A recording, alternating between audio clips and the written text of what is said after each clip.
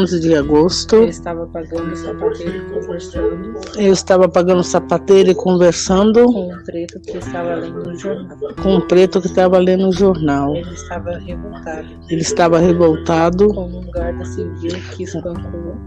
Um guarda civil que espancou um preto. E amarrou numa árvore. O guarda civil era branco. O guarda civil era branco. E há certos brancos que transformam preto. Tem certos brancos que transformam preto em bode expiatório. Quem sabe se o guarda civil ignora que já foi extinta a escravidão. De novo. Quem sabe se o guarda civil. Quem sabe que o guarda civil ignora que já foi o tempo de escravidão. E ainda estamos no regime de Chibata. Porque ainda estamos no regime de Chibata. Assustei quando ouvi meus filhos gritar. Assustei quando vi meus filhos gritando. Conheci a voz de Vera. Aí conheci a voz de Vera. Vim ver o que havia. Vim ver o que havia. Era Joãozinho. Filho de Deolinda, que estava com chicote na mão e atirando pedra nas crianças.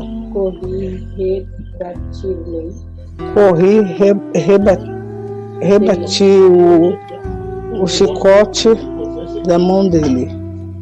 Senti o cheiro do álcool. Aí senti o cheiro do álcool. Pensei que ele estava bebendo. Ele estava bebendo porque ele não era de fazer isso. Menino de 9 anos. O padrasto bebe. A mãe bebe. A avó bebe. E ele vai comprar pinga. E ele vem bebendo no caminho. Chega em casa. Só isso. Aí ele fala que o comerciante por 2.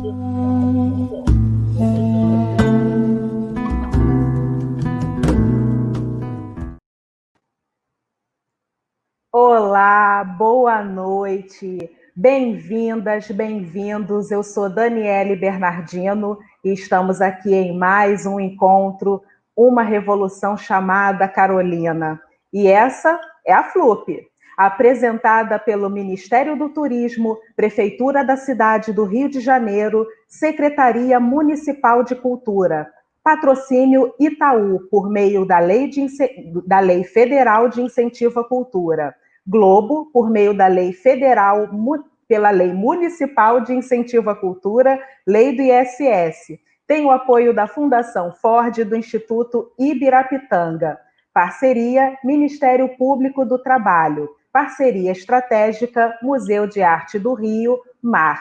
Realização Instituto, Secretaria Especial de Cultura, Ministério do Turismo e Pátria Amada Brasil, Governo Federal.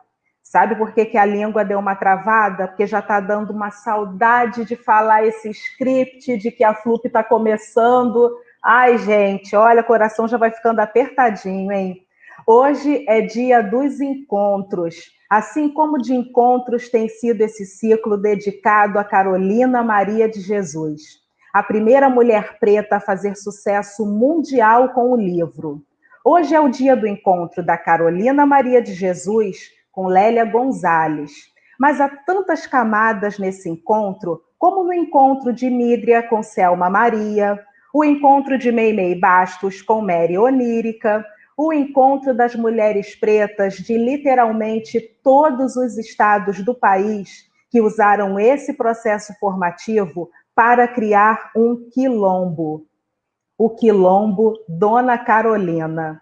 Usando aqui o respeitoso dona que nós, mulheres pretas, sempre usamos quando falamos com nossas Iracemas, nossas donas Iracemas. Minha mãe preta, que é tão linda, tão inteligente e tão generosa quanto Dona Carolina, a mãe de todas nós, que é a cara da minha mãe. Hoje é, portanto, o dia do abraço, porque quando as mulheres pretas se encontram, é inevitável que se abracem. Nos abraçamos porque o abraço é aquele momento em que nós não somos nem mais nem eu, nem você, mas o nós. E o nós é a pessoa que mais usamos nos nossos verbos, nas nossas ações. Usamos o nós porque somos uma em todas, todas em uma, porque somos Carolina Maria de Jesus, somos Lélia Gonzalez, porque ao sermos muitas, somos uma só. E como estamos falando de encontros, eu hoje vou explicar por que chamamos Rossi Alves para mediar esse encontro entre Ana Maria Gonçalves com Eliana Alves da Cruz. Porque, de alguma forma, estamos falando de um encontro com a nossa própria história. Vamos rodar o vídeo aí da Rossi. Oficialmente, ela é professora de produção cultural no programa de pós-graduação em cultura e territorialidades da UF, com pesquisa nas áreas de literatura, em especial as literaturas não hegemônicas, arte urbana e gambiarras suburbanas. Mas é, acima de tudo, um ser atento e generoso, que no remoto ano de 2012, o primeiro ano da FLUP, ouviu nosso chamado para que invadisse nosso festival com um grupo de estagiários dedicados e vibrantes, com os quais seguimos até hoje, como a Thaís Paiva e principalmente o Jefferson Nunes, o nosso Jeff. Voltamos a nos encontrar com ela muitas vezes nessa caminhada, inclusive enquanto ela pesquisava o livro Rio de Rimas, uma coleção de que o Écio Salles, meu amor da vida toda, foi um dos curadores. Ela falou sobre esse livro na FLUP de Vigário Geral. Boa noite, minha querida Rossi Alves, mais uma vez muito bem-vinda à FLUP. Você sabe que é parte da nossa história. Seja muito bem-vinda ao ciclo Uma Revolução chamada Carolina. Boa noite a todas e todos. Boa noite, Dani. Ai, que alegria, que encontro maravilhoso esse aqui. É muito bom estar com você aqui nessa mesa. Muito bom estar aqui na FLUP, né? Eu sei que o grupo vai estar aí em ótimas mãos, porque você vai ser uma mestre de cerimônias especial. Eu sei que a gente vai ter mais uma noite memorável. Obrigada, Dani. Muito obrigada. Eu tenho que agradecer esse convite, né? Essa acolhida sempre carinhosa, né? Por parte da Dani, do Júlio, de toda a produção da FLUP.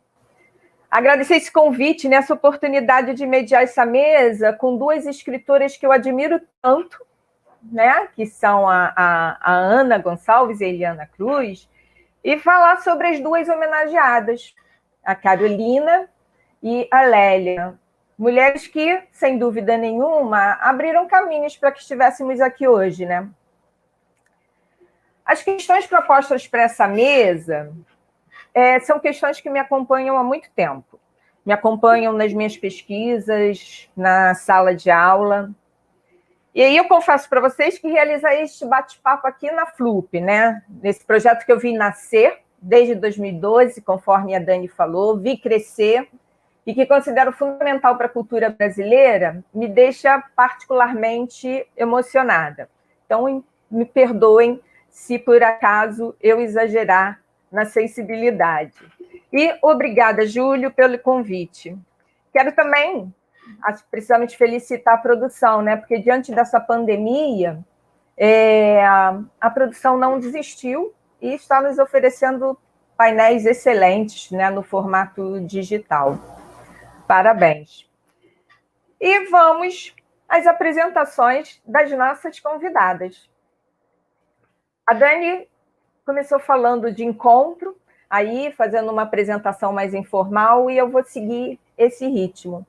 O normal seria que eu apresentasse a Ana Maria Gonçalves a partir da biografia clássica dela, né, como autora desse monumento chamado Um Defeito de Cor. Mas hoje é uma noite de abraços, e eu vou falar da relação dela com a FLUP, que começou em 2013. E 2013 foi o ano em que eu estive na FLUP me apresentando como autora, lá em Vigário Geral. Naquele ano, a Ana Maria fez uma mesa antológica com o hoje fenômeno mundial Bernardini Evaristo. Outra mesa antológica, que a autora de Um Defeito de Cor fez conosco, foi com a Conceição Evaristo, ponto de partida para esse ciclo dedicado a Carolina Maria de Jesus e que superlotou o mar no ano passado. Eu também estava lá. Outro momento em que Ana Maria criou uma ponte entre a FLUP e as mulheres pretas do Brasil foi no curso 6 temas à procura de uma autoria, com o qual ela percorreu o país falando de tudo aquilo que a branquitude fez questão de ignorar nos livros, que nossos escritores têm escrito para um Brasil que pode ter tudo, menos as mulheres pretas. Mais uma vez, seja muito bem-vinda à FLUP, Ana Maria. Seja muito bem-vinda ao ciclo Uma Revolução Chamada Carolina. É um prazer estar com você. Prazer é meu, Rose, de estar aqui nesse ano, né, tão difícil para todo mundo, mas agradecer a luta do pessoal da FLUP aí para está nos proporcionando a possibilidade desse evento virtual, né? Então, obrigada, Júlio, pelo convite, obrigada, Dani, pela apresentação, obrigada você pela tua generosa introdução aí, é um prazer estar aqui com a Eliane, obrigada a todo mundo que está assistindo a gente aí agora e que o pessoal da produção trabalhando aí para fazer o evento acontecer. Né, e é um prazer estar aqui cercada de todas essas mulheres, né, que estão compondo essa mesa e sobre as quais a mesa vai trabalhar. Né? E como você disse, eu já me sinto uma veterana da FLUP, né, também lá em Vigário. Né, foi uma edição muito especial, como foram todas as outras até aqui. Né? Mandar um axé para o Écio, que com certeza, de onde estiver, está com a gente aqui junto também. Então, prazer participar dessa mesa. Obrigada. Obrigada. A Eliana Alves Cruz vai completar esse encontro. Ou então começá-lo, porque os corpos abraçados não têm nem começo nem fim. Também vou evitar a bioclássica dessa autora que começou a ser conhecida pelo monumental Água de Barrela, revelada em um concurso literário daquilo que um dia foi a Fundação Palmares, que realmente se preocupava com a cultura do povo preto. A Eliana tem diversas passagens pela FLUP, tendo inclusive publicado textos na coletânea dedicada a Martinho da Vila e na coletânea dedicada a Marcelo Iuca.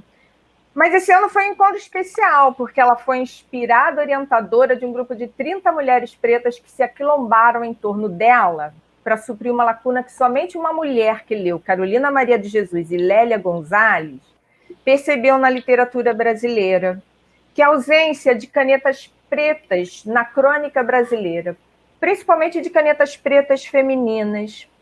Mais uma vez, seja muito bem-vinda, FLUP, Eliana Alves Cruz. Seja muito bem-vinda ao ciclo Uma Revolução Chamada Carolina. Nossa, olá, pessoal. É um prazer enorme estar aqui. Assim, nervoso, né? Uma responsabilidade, porque o ciclo foi maravilhoso, foi incrível. Eu nunca tinha me visto nesse lugar de orientadora, né, desse grupo enorme de mulheres muito talentosas. Foi um presentão que eu tive esse ano, então muito obrigada, Écio, da onde esteja, Júlio, Dani, toda a produção e Rossi, por essa tão generosa mediação, né, e ideias para a gente trocar aqui. É um prazer muito grande estar aqui com vocês e com Ana também, né? Uma referência da nossa literatura nacional desse século XXI, tão conturbado, tão desafiador. O livro dela inaugura uma era, eu acho, no Brasil, em termos de narrativa negra. Então, é um prazer enorme estar com vocês. Obrigada, Eliana. Esse momento inicial aqui é para uma apresentação de vocês, uma apresentação breve. E eu gostaria que vocês fizessem essa apresentação a partir de uma pergunta, que é: de que forma a obra da Carolina Maria de Jesus afeta o trabalho de vocês? Então, vamos lá. Eliana, você pode começar? Sim, claro. A Carolina, né? Essa pessoa tão resiliente, tão sonhadora, tão ousada, né? Eu acho que a obra dela me afeta justamente porque ela me provoca. ela me provoca no sentido de eu me reinventar como artista todo dia, de eu olhar para a minha vida, né, e tentar extrair dela tudo o que eu tenho de melhor, todo dia, toda hora. Sempre que eu começo uma obra, que eu começo a escrever alguma coisa, eu penso, né, nos desafios que eu vou enfrentar com aquela viagem, porque cada escrita é uma viagem diferente. E quando a gente lê a Carolina Maria de Jesus, a gente vê que ela não tinha medo, ela mergulhava nas palavras, na escrita, na vivência, naquela necessidade de se expressar de uma forma absolutamente apaixonada. Então, olhar para a escrita da Carolina e tê-la como inspiração é se apaixonar todo dia pelo que a gente faz e pela nossa própria história, honrar a nossa história, ter um cuidado com as palavras. Eu me encanto muito com o vocabulário da Carolina, né? Aquele vocabulário lindo que ela tem, porque um dos livros, eu creio que o primeiro livro que ela leu foi um dicionário, né? Então ela tinha aquele amor pelas palavras e ela fazia questão de uma artesania, né? Um trabalho muito artesanal, de escolha de que palavra ela vai usar. Então, eu me inspiro muito nisso para também olhar para o meu trabalho com todo esse capricho, né? Um capricho que ela tinha, um fazer literário muito belo. E a gente está aí, né, para se inspirar, tentar imitar.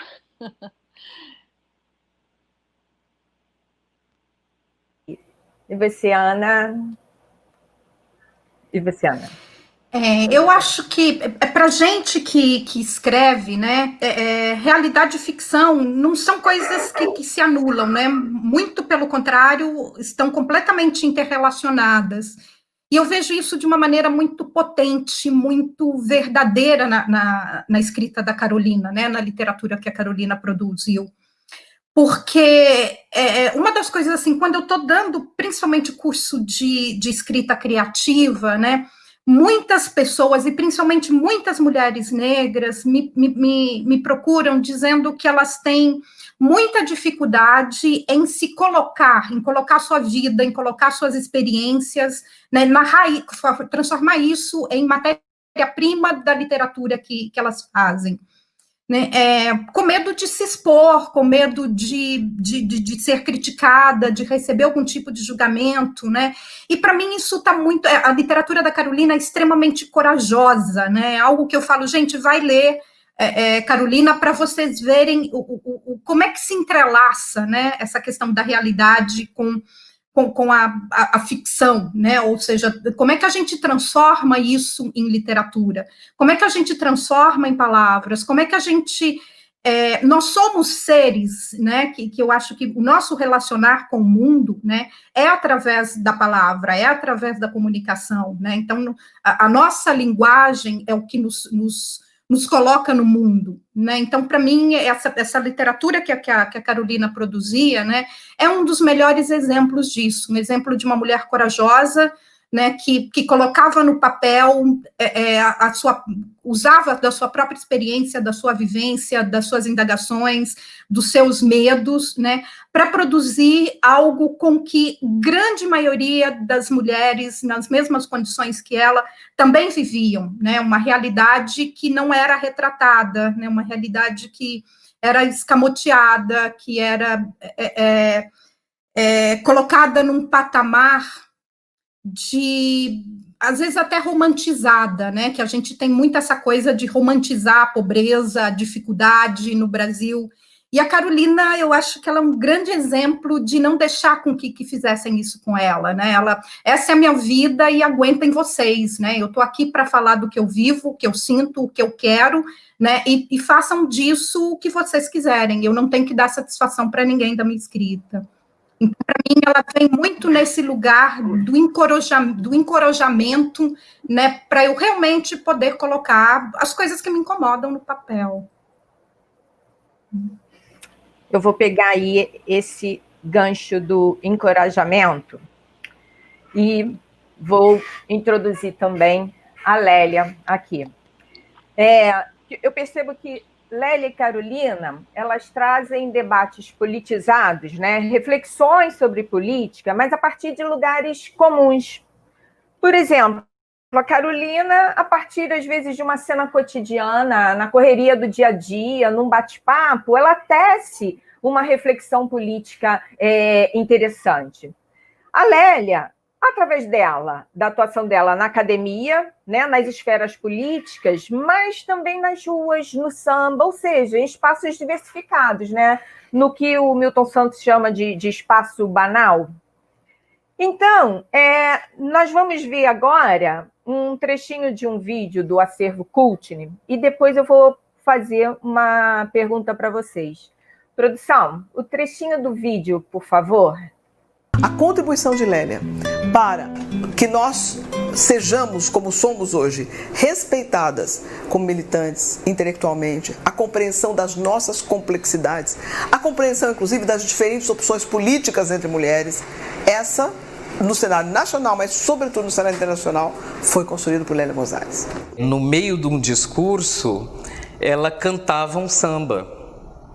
Se ela achasse que aquele samba tinha uma capacidade explicativa melhor do que qualquer outro texto acadêmico, melhor do que qualquer outra possibilidade de explicação das coisas.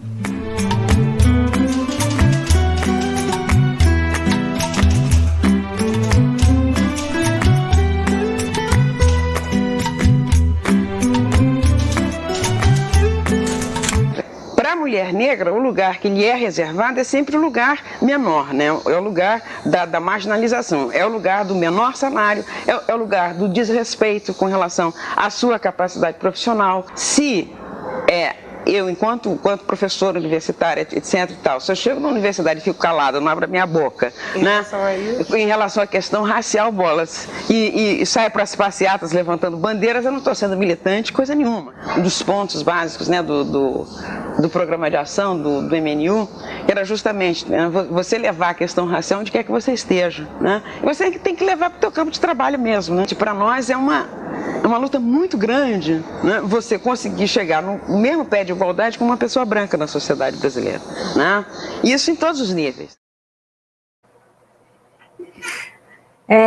Eu quero fazer um agradecimento especial a Dom Filó, que gentilmente me autorizou a usar trechos desse vídeo, que se chama Feminismo Negro no Palco da História. Eu gosto muito da fala da Luísa Bairros, né, da declaração dela a respeito da Lélia, que se fosse preciso, diante de uma multidão, que se ela considerasse o samba, né, a melhor forma de comunicação, ela começava a cantar o samba. Eu acho essa declaração super potente. E aí, eu queria que vocês comentassem qual é a importância desses deslocamentos aí, né, que a gente tem na Carolina o tempo todo, em que esse vídeo apontou também sobre os deslocamentos, né, os desdobramentos da mulher a partir da Lélia. Eu queria que vocês falassem sobre a importância desses deslocamentos da mulher negra, né, dessa pulsação da vida cotidiana, desse estar aqui e ali, esses desdobramentos da mulher para a criação literária. Podemos começar agora com a Ana. Uau, ver a Luísa ali foi, assim, bem impactante também, né? Outra de quem eu tenho muita saudade e a quem eu tenho a agradecer muito pelos ensinamentos, né? E aí, já entrando nessa questão da Lélia e da fala da Luísa sobre a Lélia, né? Eu acho que uma das principais características do trabalho intelectual das mulheres negras, e aí eu acho que não só no Brasil, mas no mundo inteiro, é a generosidade, né? É você, às vezes, pegar conceitos que a academia branca e hegemônica, às vezes, tenta dificultar a compreensão, né? E pegar isso e transformar numa linguagem do cotidiano que todo mundo entenda, né? E não só que todo mundo entenda, mas que nasça a partir de uma vivência que é comum a uma grande parte da população. Né? Então, se a gente for ler, por exemplo, o trabalho da Lélia, o trabalho da Luísa, da Beatriz Nascimento, né? O que a gente vai ver ali ou seja, estão ali grandes conceitos, ou seja, como é que eu digo isso, né? Coisas que depois viraram conceitos, né? Como, por exemplo, interseccionalidade, né? Ou seja, não tinha nome para isso, quando a gente tinha já Beatriz e Lélia falando sobre, né? Não tinha nome para a gente, racismo epistemológico para isso, mas estavam lá todas elas falando sobre isso, né? Então, ou seja, eu acredito que é essa, né? A generosidade de usar a matéria do dia a dia, não só de mulheres negras, mas de populações ditas marginalizadas, né? E aplicar ali um conceito cantado, né, falado ou tocado. Carolina também produziu músicas, né? Então, ou seja, a gente acha um modo de dizer o que tem que ser dito de uma maneira que se torna de fácil compreensão para uma grande parte da população que não tem acesso a uma produção acadêmica, que, na maioria das vezes, fica restrita aos círculos acadêmicos. Né? Então, o que elas fazem é pegar né, o português, né, que a Lélia fala, né? Então, ou seja, pegar esses conceitos, né, e elaborá-los de uma outra maneira, e tudo isso é literatura também, né? Letra de música é literatura, ou seja, é literatura e é aula, né, também. Então, eu acho que é isso, essa generosidade de buscar dentro da academia coisas que os acadêmicos só diziam com eles, para eles e por eles, né?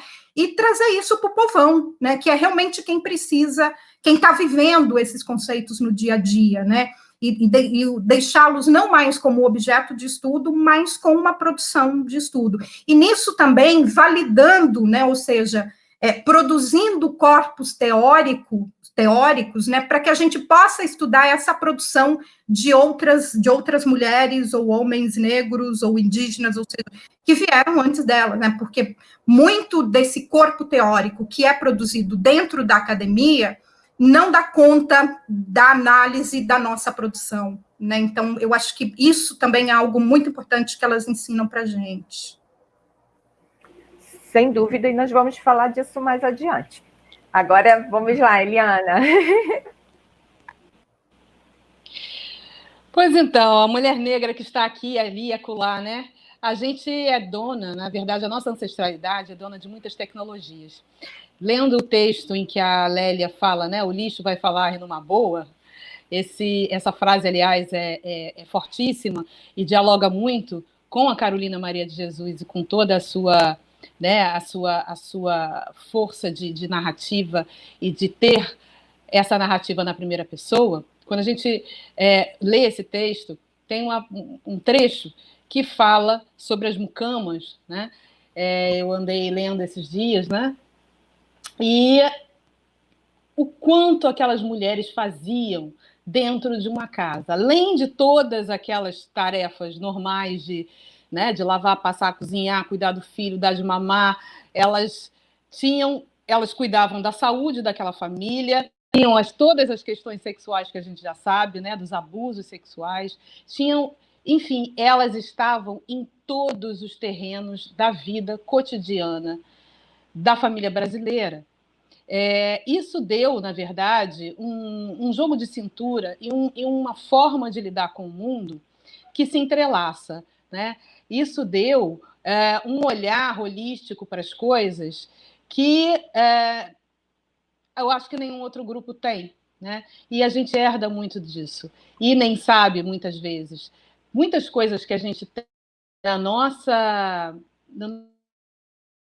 nosso jeito de viver vem daí, vem dessa multiplicidade de tarefas, de encargos. Nós somos muito sobrecarregadas, sempre fomos, né? Não queremos mais estar nesse lugar do sobrecarregamento de tarefas e de coisas para fazer. A gente quer ter esse privilégio também de ficar focada numa única coisa. A Carolina, eu até foi uma passagem curiosa, né? Engraçada, que eu tive com a turma lá da FLUP esses dias, que a gente estava lendo um trecho do Quarto de Despejo, em que ela estava assim absolutamente necessitada, com fome, carente, e ela encontra uma pessoa no ponto de ônibus e ela começa então a viajar, dizer que vai mandar os originais do livro dela para os Estados Unidos, ela vai escrever, ela vai, enfim, ela vai fazer muitas coisas. E aí, quando ela termina o encontro com essa pessoa, ela volta para a precariedade dela, né? E para toda aquela carência, e para toda aquela... Então, eu acho que a gente está em muitos lugares, muitas vezes de uma forma não voluntária, a gente não quis estar em todos esses papéis o tempo todo, nós fomos compelidas a assumir muitas coisas, mas o fato é que isso está na nossa trajetória e isso está também na nossa escrita, né? A gente tem essa capacidade, essa capilaridade, essa pluralidade dentro de nós. Eu provoquei bastante a turma da FLUP esse ano, né? Porque a Ana falou uma palavra essencial quando se trata de Lélia e Carolina, que é coragem. Coragem de se expor, coragem de colocar as suas coisas, coragem de se desnudar, né? Quem não tem essa coragem, eu acho que não vai para um escritório de contabilidade, né? Porque se a gente não está disposto a, pelo menos, desenvolver isso, se a gente não está disposto a se olhar no espelho e tentar colocar o que a gente tem de único em formas de escrita e generosamente compartilhar, porque o compartilhamento, eu acho que a população negra não vive sem essa palavra compartilhar. Nós somos feitas de compartilhamento, nós somos feitas de divisão, é uma divisão que se multiplica, né? A gente vai dividindo e vai se multiplicando. Então, eu acho que isso está em tudo que a gente faz e, principalmente, obviamente, no que a gente escreve. Ok, você aí também já adiantou alguns tópicos da nossa discussão daqui a pouco. Mas agora vamos falar mais diretamente do feminismo negro. Eu vou ler um trechinho que eu acho que é o mais conhecido do Quarto de Despejo, que é: eu classifico São Paulo assim: o palácio é a sala de visita, a prefeitura é a sala de jantar, e a cidade é o jardim, e a favela é o quintal onde jogam os lixos. Carolina Maria de Jesus. Em Racismo e Sexismo, escrito em 1980, a Lélia, analisando o lugar destinado à mulher preta, ela diz que o lugar da mulher é o pior possível. Nós vimos aí, né, uma fala semelhante no vídeo. O lugar destinado à mulher preta é a lata do lixo. Mas ela diz também que só que o lixo agora vai falar e numa boa. E aí me parece que o que nós temos na trajetória das homenageadas, né, é que elas não se deixam aprisionar no lugar de vítima. Ao lado de uma narrativa da precariedade, de preconceitos, há o tempo todo também disputas protagonizadas por mulheres. Tem o feminismo negro ali, mais consciente às vezes não tão consciente, mas que vai se colocando, se agenciando, né? A literatura ali como reconstrução da identidade dessa mulher negra. Nas duas a gente vê, né, claramente o direito da mulher negra de não obedecer, de não seguir estereótipos, né? Um direito ao protagonismo. E aí, partindo, né, dessas duas ideias aqui que eu trouxe logo no início dessa questão, eu queria que vocês comentassem, mas agora a partir das obras de vocês, como que a mulher, né, outrora o lixo de que a Lélia fala, né, mas um lixo que agora vai falar, como que esse lixo, né, tem se apropriado de um universo criativo, né? Como que tem se apropriado desse mundo da literatura para mostrar esses novos protagonismos da mulher, esses novos lugares, como que esse lixo está falando e numa boa. Agora, quem começa é a Eliana. Pode ser? Pode. Então, eu acho assim, né? O Água de Barrela, é a história, como todo mundo sabe aí, romantizada da minha própria família, né? De um ramo da minha família. E foi muito interessante eu observar que, na verdade, tudo aquilo era um grande plano, né? Era um grande plano, era um projeto. E conseguir sair daquela condição subalterna, mas por um lado inusitado para a época, né? Isso foi muito fascinante descobrir isso. E foi uma coisa que foi passando de geração e elas sabiam que aquilo não era para elas, né? Que elas muito provavelmente não conseguiriam estar no lugar que elas desejavam, mas que nós estaríamos, né? Então, quando a Lélia fala, né, diz assim, o lixo vai falar e vai falar numa boa, o lixo, entre muitas e muitas aspas, já está falando há muito tempo, né? Uhum. A gente já está falando há muito tempo, o que a gente não tinha era microfone, e megafone, e, né, ouvidos que nos ouvissem, mas a gente está falando e já está falando há muito tempo. Eu acho que as mulheres que eu tento criar, na verdade, são pessoas que existem, né? São pessoas reais.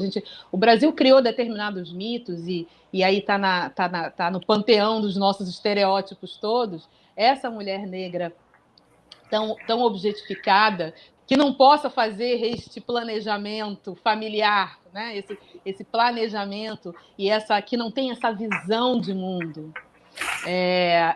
E aí, quando eu trouxe isso para a literatura, né, quando eu trouxe isso para os livros, muitas pessoas meu Deus, mas como é que pode, né?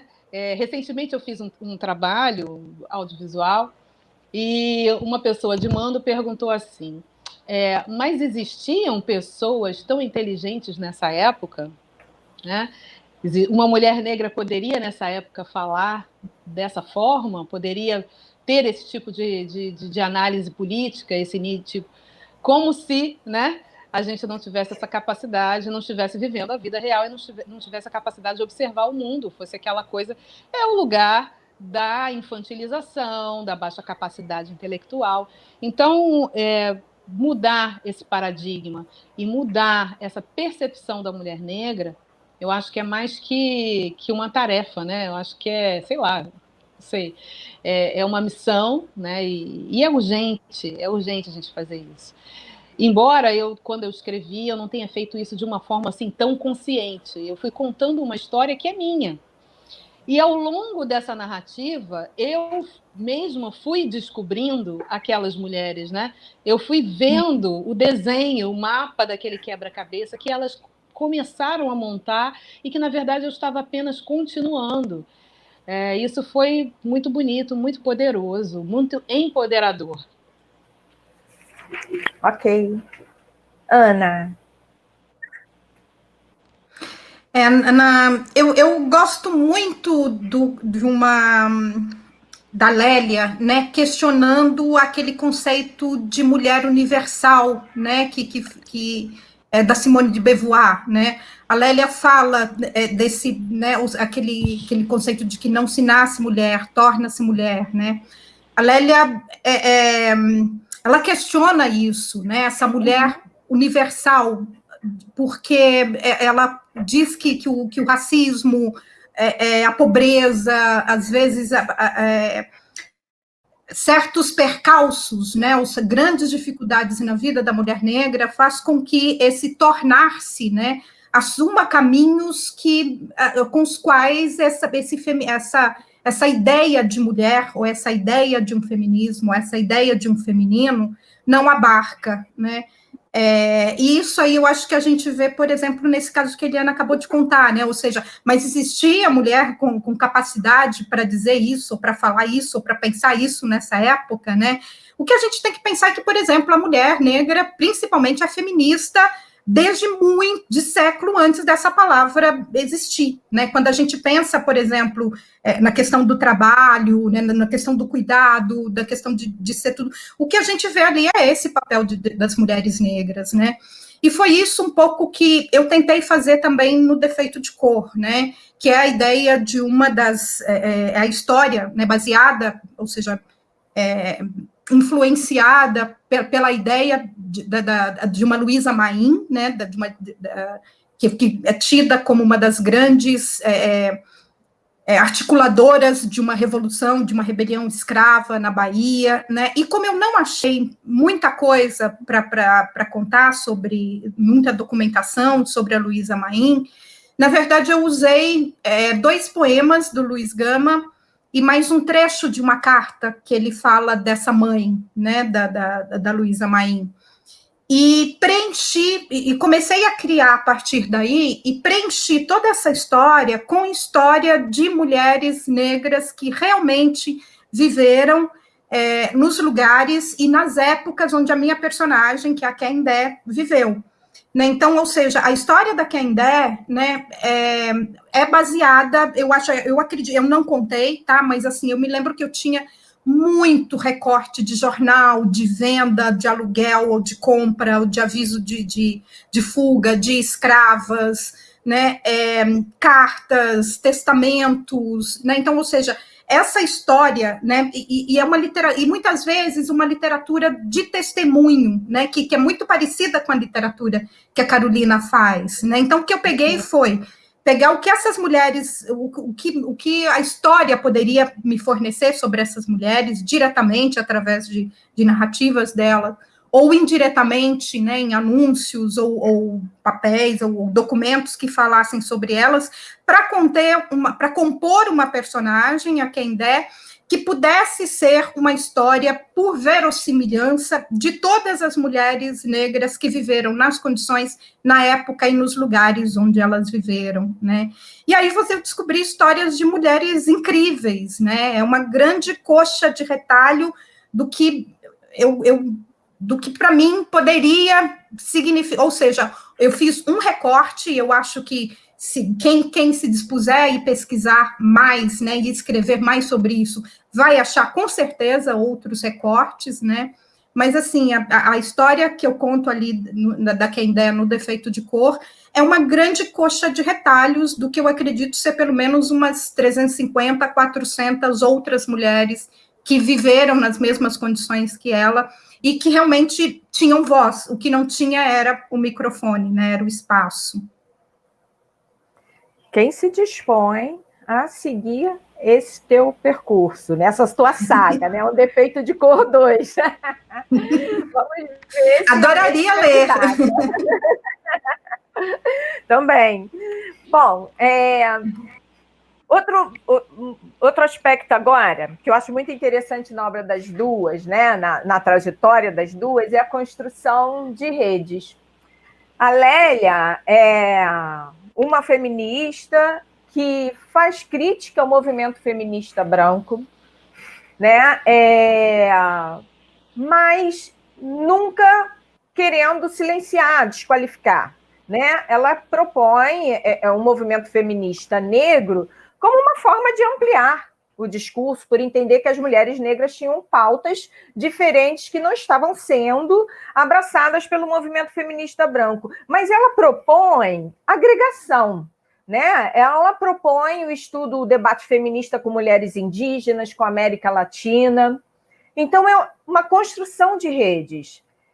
E a Carolina, ela tem, nos livros dela, um trânsito que é muito interessante, porque ela circula em todas as esferas, ela se relaciona com todas as pessoas, mesmo com aquelas com quem ela tem alguma discordância. Então, uma hora ela está com o prefeito, aí em seguida ela está conversando com um anônimo, com alguém no ponto de ônibus, com autores famosos, com um catador de papel. E então tem um acolhimento da diversidade aí nas duas, né? Tem uma construção de redes, tem assim um desejo de escuta, que eu sei que vocês têm também. E aí eu queria que a Eliana falasse sobre a experiência dela com a oficina de escritoras desta edição da FLUP, né? Sobre a acolhida a essas mulheres que chegam com seus projetos, com inseguranças, com sonhos, e que a Ana também depois falasse um pouco sobre o trabalho dela com 6 temas à procura de uma autoria. Vamos lá, acho que agora a Ana pode começar.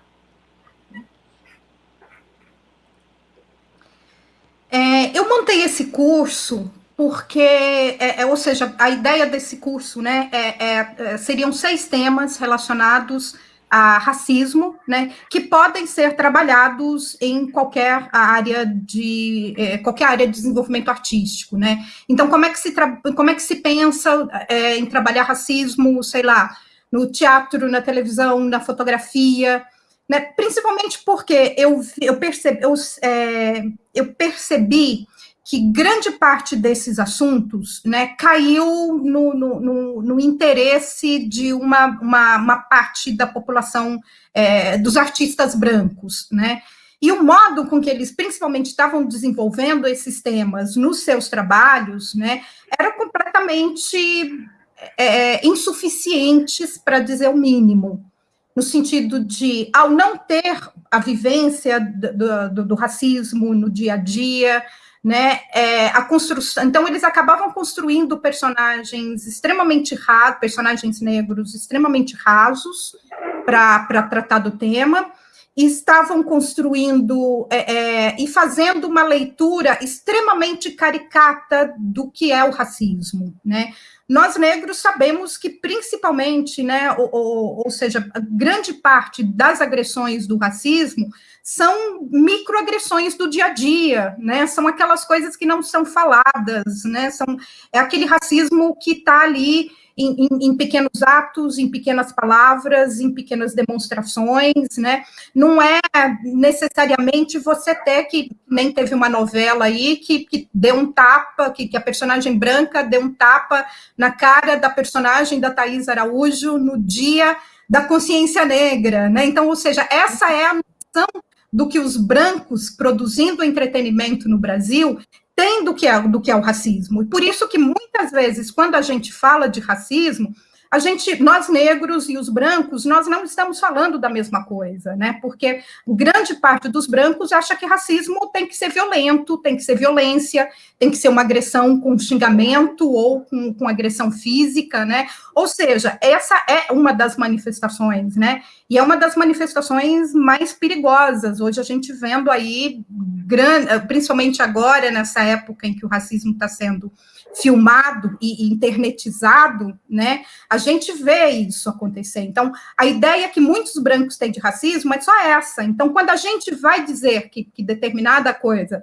é racismo, né, ninguém entende, porque estão acostumados a ver um racismo no auge da sua violência ou em apenas um dos seus modos de manifestação. Então, esse curso eu fiz para alunos brancos, né, entendessem como é que eles podem começar a pensar racismo nos seus trabalhos e que, sem dúvida alguma, eles vão ter que chamar, né, roteiristas ou consultores negros para que eles possam desenvolver um trabalho de como é que ou seja, que seja mais real, de como é que essa manifestação se dá no dia a dia e na vivência dos negros, né?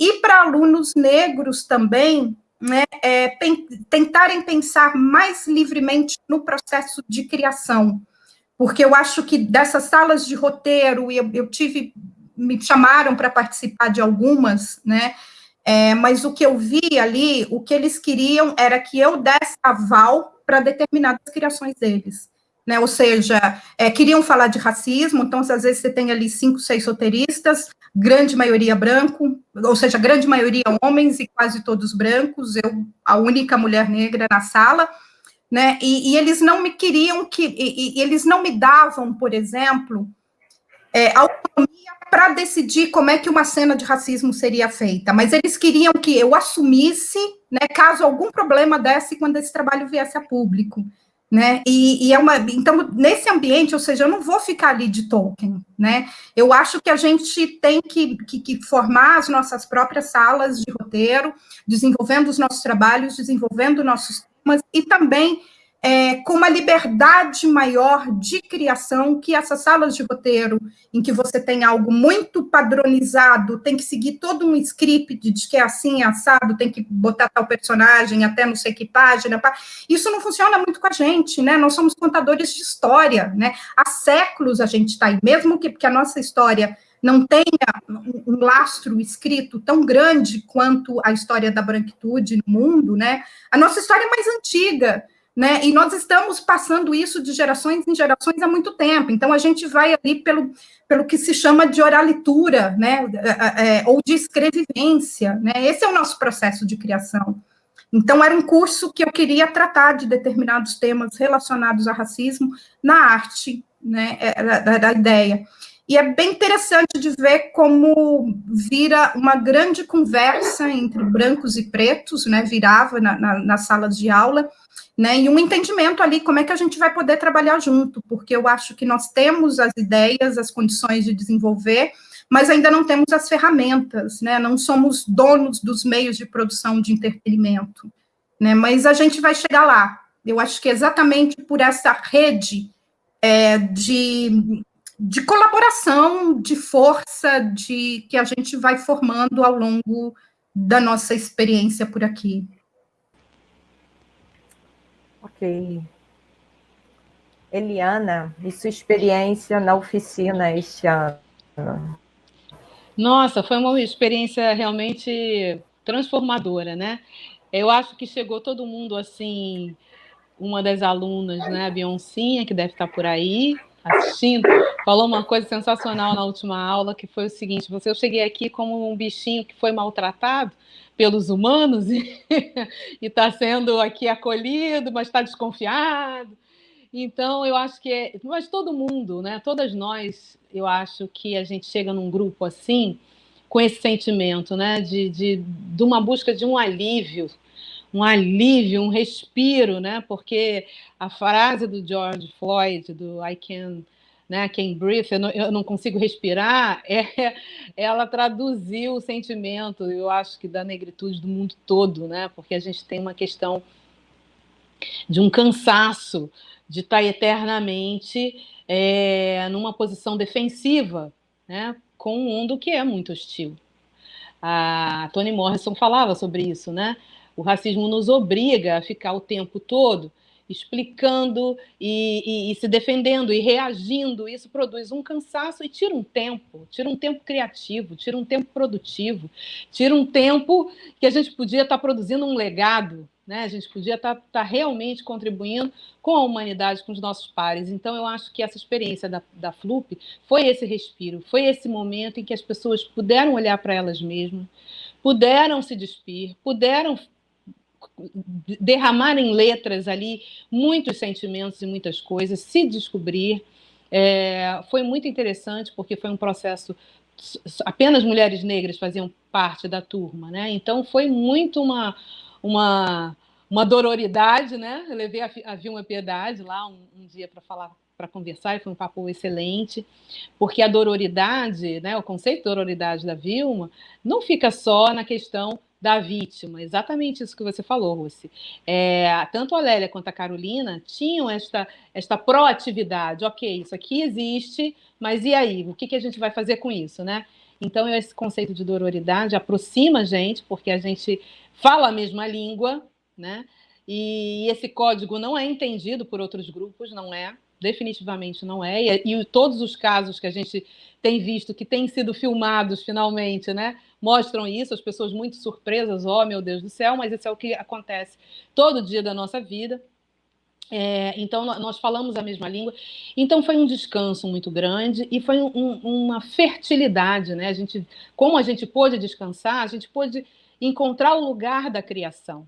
Porque o que o dia a dia massacrante do racismo brasileiro, principalmente, nos tira, porque o racismo brasileiro é o mais bem-sucedido do planeta, o que ele nos tira é esse tempo da criação, é esse tempo da arte, é esse tempo que a gente precisa para respirar e para contribuir conosco. A gente não vive fora da comunidade, essa coisa tão individualista do Ocidente e da branquitude eurocentrada, isso não nos diz nada, né? A gente não vive sem essa rede, sem esse... E essa foi bem uma fala do último dia ali de aula, né? De aula online.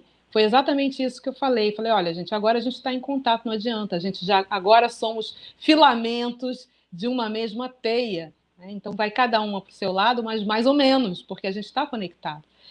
E essa rede é que vai construir a nossa força. Acho que finalmente a gente está achando o nosso jeito de ser, porque durante muito tempo isso foi muito fomentado, né? Essa briga, essa separação, porque os mecanismos sabem, né? O sistema sabe que a nossa força está nessa rede, nessa união, nesse compartilhar. Então, não podemos compartilhar, a gente não pode estar junto, a gente precisa ser fragmentado, né? Tanto que recentemente, volta e meia, essa discussão vem aí a público aí nas redes sociais, a questão do colorismo, né? Isso foi uma invenção para fragmentar a gente. Isso é óbvio, né? E agora a gente está entendendo, quando eu falo a gente, né? Um todo, a gente está começando a cair essa ficha de que a gente não pode cair nessa armadilha. E que, finalmente, uma força está sendo criada. Eu acho que esse movimento da FLUP, ele já nasce histórico. Qual outro movimento literário colocou 210 mulheres escrevendo ao mesmo, mulheres negras, né, escrevendo simultaneamente em cima de uma obra icônica como é o Quarto de Despejo? Então, já é um movimento que já nasce histórico, e quem fez parte dele, eu acho que foi um privilégio e uma honra. Para mim, foi uma honra. Eu imagino.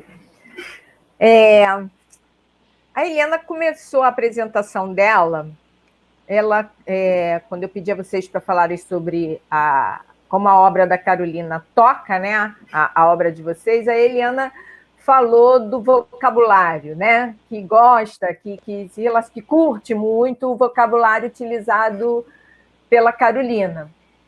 E na Carolina, eu vou agora fazer uma proposta aqui de discussão de um racismo linguístico. Na obra da Carolina, nós encontramos um vocabulário rebuscado, né?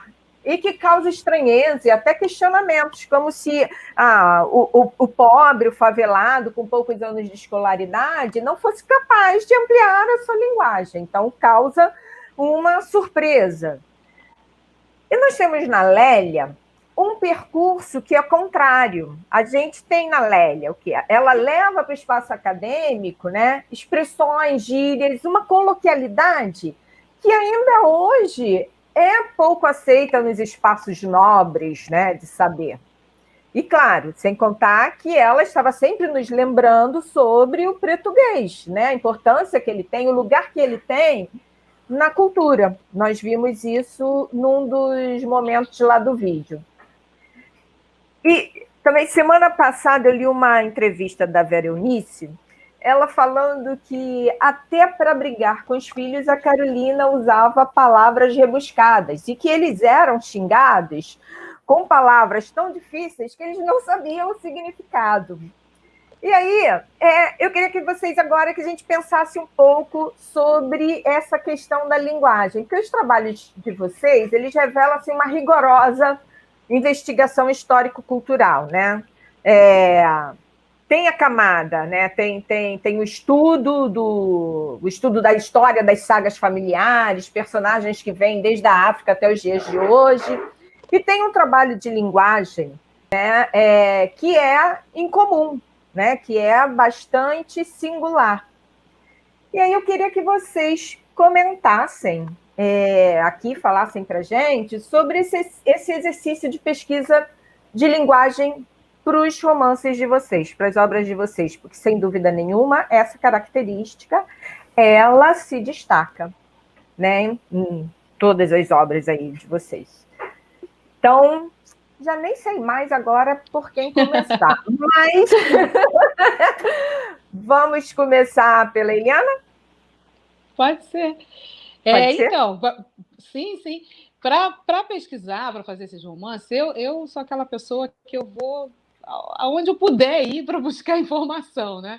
Então, eu li um montão de documentos, li muitas coisas. Como a gente acha a nossa história nos arquivos de polícia,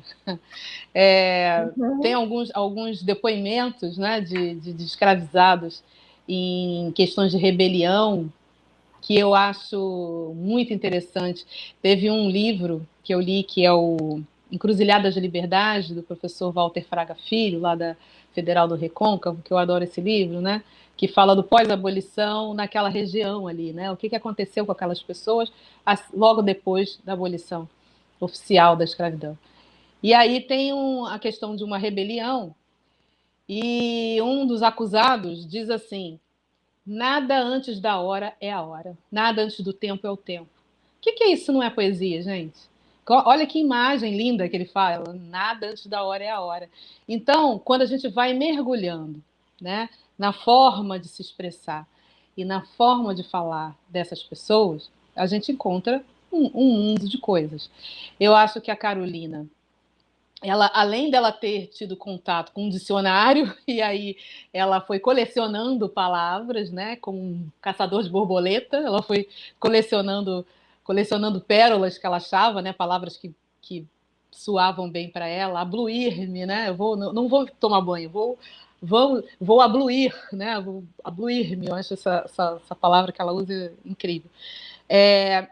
Aquilo também é um marcador, né? É um marcador de diferença para ela usar, assim me parece, né? Determinadas palavras marcava que ela pertencia a um outro mundo, que ela queria pertencer a um outro mundo, diferente daquela realidade tão dura ali, né? E que ela queria deixar isso muito bem marcado para todo mundo. A Lélia faz o trabalho contrário, né? Ela tem né, toda a questão acadêmica, obviamente que ela, né, poderia escrever e falar de uma outra maneira, pela formação acadêmica dela, mas ela preferiu fazer o caminho inverso, porque ela também queria marcar um lugar, ela queria marcar que ela pertencia a outro lugar, mais do que aquele ali, né? Então, acho que as duas se completam, né? São engrenagens de uma mesma peça, ou seja, que a gente pode estar e transitar por esses mundos na hora e do jeito que a gente quiser, né? Porque a gente tem essa expertise, a gente tem essa capacidade, como eu falei lá na frente, né?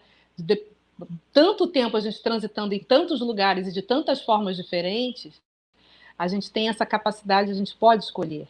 E eu acho que isso tudo também remete outra vez à palavra coragem, porque é preciso coragem para você estar no meio. Nos anos 50, nos anos 40, numa comunidade, numa favela, e falar com aquela linguagem toda ali, e receber todo o rechaço que ela recebia da comunidade, ou seja, ela estava no não lugar, ela não pertencia à favela do Canindé, né? E nem pertencia ao mundo dos superletrados e tal, a elite paulistana da época. Ela estava no não lugar, e esse lugar de encruzilhada é o lugar que a gente se encontra até hoje. A gente se encontra nesse lugar até hoje, porque se a gente vai para os espaços, você sobe um degrau aí na escala social, de mobilidade social, a gente está sozinha, né? A gente está no não lugar. E a linguagem, ela traduz muito isso. E quando a gente pesquisa, vai pesquisando, a gente vê exatamente isso, né?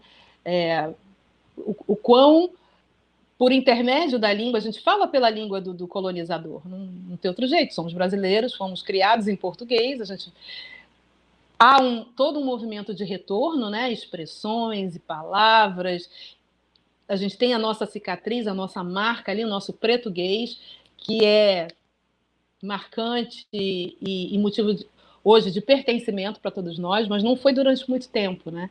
E eu acho que a Lélia vem para justamente dizer, olha, isso aqui pertence a vocês são assim, isso não é errado, né? É que a gente foi ensinado com o errado e o certo, isso não é errado, isso é apenas, como diz o lema do Salgueiro, nem melhor nem pior, apenas diferente, né? Mas no caso,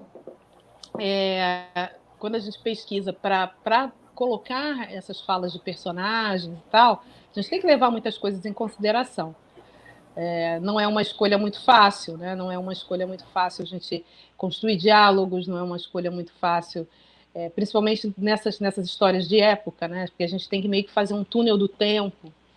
Mas se a gente olhar em volta, existem comunidades, existem pessoas que estão ainda neste lugar do tempo. O Brasil não está no século XXI, definitivamente não está, né? E para muitas camadas da sociedade, ainda se está lá no século XIX, tanto na forma de se expressar, como nas suas condições de vida. É só a gente ter olhos para ver. Sim. Eu acho que é em Casa de Alvenaria que tem um momento em que a Carolina diz: as pessoas dizem que eu sou pernóstica só porque eu uso os clássicos. Ora, eu não posso usar os clássicos. Você fez esse comentário aí, né? Quer dizer, da Carolina fora do lugar, né? Na favela, e que não era compreendida, ali fora da favela também não era o mundo dela. E essa passagem eu acho muito engraçada, quer dizer, como várias outras, né? A Carolina é muito divertida, né? Vamos lá, Ana, você agora. Eu queria pegar o gancho aí do que a Eliana falou, né, sobre essa questão de como é que a gente transita entre vários mundos, né? E aí não só o mundo real, mas também o mundo linguístico, o mundo criativo, né? Ou seja, isso acontece porque eu acho que desde o princípio dos tempos, né, os negros entendem da sua própria história e têm que entender da história dita oficial produzida pela branquitude, né? Então a gente vem com uma bagagem de conhecimento, enquanto a branquitude, né, ou seja, não sei se é o privilégio a palavra, vou usar a palavra privilégio, mas em termos, tem o privilégio de poder aprender só a própria história, né? E esse privilégio, na verdade, eu acho que é uma grande furada, né? Porque quando e eu acredito que é uma coisa que eles estão começando a entender agora, né? O quão atrasados estão em se preocuparem só com as próprias vivências, com as próprias experiências, com a história que vem sendo contada de geração em geração para eles, como a história dita universal, né, universalizante. Enquanto a gente, por transitar nesses diversos mundos, né, ou seja, do quartinho de despejo, da favela, ao ambiente acadêmico, trabalhando na casa de pessoas de uma classe diferente, né, ou seja, a gente vai acumulando experiência, vivência e conhecimento de diversos universos, né. Isso eu acho que é uma coisa que eu vejo muito presente nessa sabedoria, nessa generosidade, nessa coragem, né, na obra dessas duas mulheres das quais a gente está falando hoje, e de muitas outras, né, ou seja, fazer esse conhecimento circular, né, e circular através de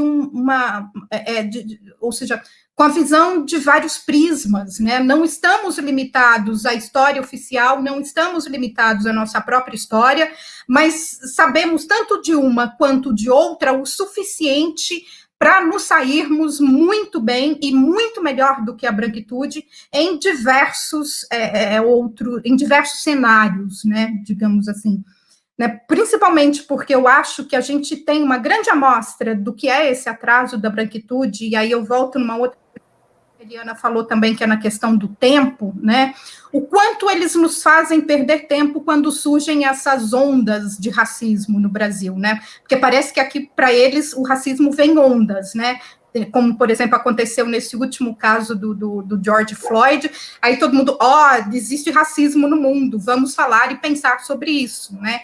E há uma sobrecarga enorme em cima da gente, com várias solicitações de todo mundo, de jornais, de revistas, que nunca se preocuparam em promover a diversidade no ambiente de trabalho, né? Ou seja, não tem brancos, só tem brancos para falarem superficialmente sobre um assunto, né, em chamar um monte de preto, né, e somos obrigados a largar os nossos trabalhos, a largar nossa casa, nossa família, a convivência, para mais uma vez estar ensinando o beabá para branco, né, em termos do que é a questão do racismo, não só no Brasil, mas também no mundo, né? Isso me dá uma gastura muito grande, às vezes, né? Ou seja, se a gente, ao longo dos tempos, né, ao longo da história, a gente está sendo obrigado a entender, a circular e poder falar para sobreviver nesses universos, o mínimo que eles podem fazer em respeito a gente, em respeito à nossa história, é estudar um pouco antes de querer vir debater com a gente, o que acontece quase sempre na questão da opinião, né? A gente vem com dados, com fatos, com provas, e eles vêm com achismo e com opinião. Eu acho que eu fugi completamente da pergunta, né? Mas, enfim, sobre a questão da linguagem, é isso, né? Fugiu não, hein? Como é que... Tá, só terminando aqui rapidinho, voltando um pouco para a tua pergunta, né? Eu reescrevi o defeito de cor 19 vezes, né? Até a sexta vez ele estava escrita em terceira pessoa, e a partir da sexta foi que eu achei a voz da personagem, né? Ou seja, que eu achei qual era a linguagem que aquela história quer contar, porque eu acho que cada história tem a tua, né? O que eu tento fazer com que o estilo não seja meu, mas o estilo seja da história com que eu estou contando, né? Então, até achar a voz dessa personagem, que o livro teria que ser narrado em primeira pessoa, para ele ser a história que eu queria contar, né? E a partir daí, as outras vezes, eu fui tentando aprimorar esse texto, tentando me apagar, ou seja, tentando apagar a escritora da história, né? O que me estimulou ali era a voz, a cadência e o vocabulário que, por exemplo, a minha avó usaria para me contar aquela história, né? Vem da minha memória de infância, né? Das histórias que me contavam, que eu ouvia na família, né? Eu queria aquele ritmo, né? Eu acho que o texto ele tem que ter um ritmo, né? E para mim eu achar esse ritmo era no cadência da voz da minha avó contando essa história. Então, o que eu tentei trabalhar no livro é isso, sumir do livro, né?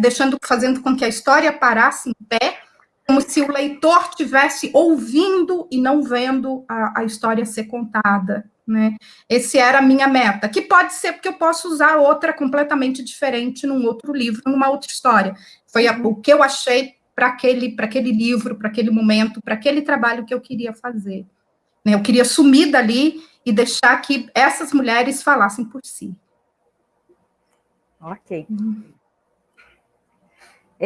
Nós agora temos uma pergunta por vídeo, e é sobre um tópico bem polêmico.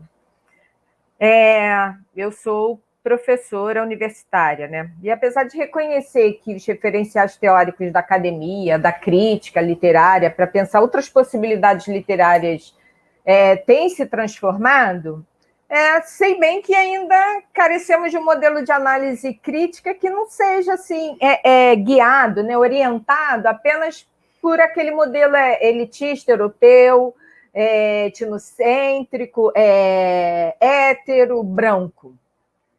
Portanto, limitado, né, diante das inúmeras possibilidades do fazer literário, né, atualmente. E aí a Suelen, ela faz uma pergunta que se relaciona com esse tema. A Suelen Gon, ela é mineira, radicada no Rio de Janeiro, atriz, professora de letras e de teatro, e mestranda em estudos de literatura pela UF. Ela é cineasta em formação, participou do processo formativo da FLUP, uma revolução chamada Carolina. Vamos, então, ouvir a pergunta da Suelen. Boa noite, Roci. Boa noite, Ana, Eliana. Boa noite a todos. A minha pergunta é fruto da minha vivência, de perceber que ainda hoje a gente passa por uma graduação, entra numa pós, sem conhecer autoras como Carolina e Alélia, a menos que a gente faça pesquisas por nós mesmos. E quando se pensa no ambiente da análise literária, né, na academia, muitas vezes somos orientadas a montar bibliografias só com autores brancos que representam um pensamento, um conhecimento legitimado. Mas eu, como mulher preta, eu fico me perguntando como ler a literatura da Carolina, ler a literatura de vocês, a partir de uma ótica que está tão afastada de nós e que muitas vezes nos exclui. Então minha pergunta é, pensando em termos de afeto e política, qual a importância de ler a literatura de autores pretos a partir de teóricos pretos?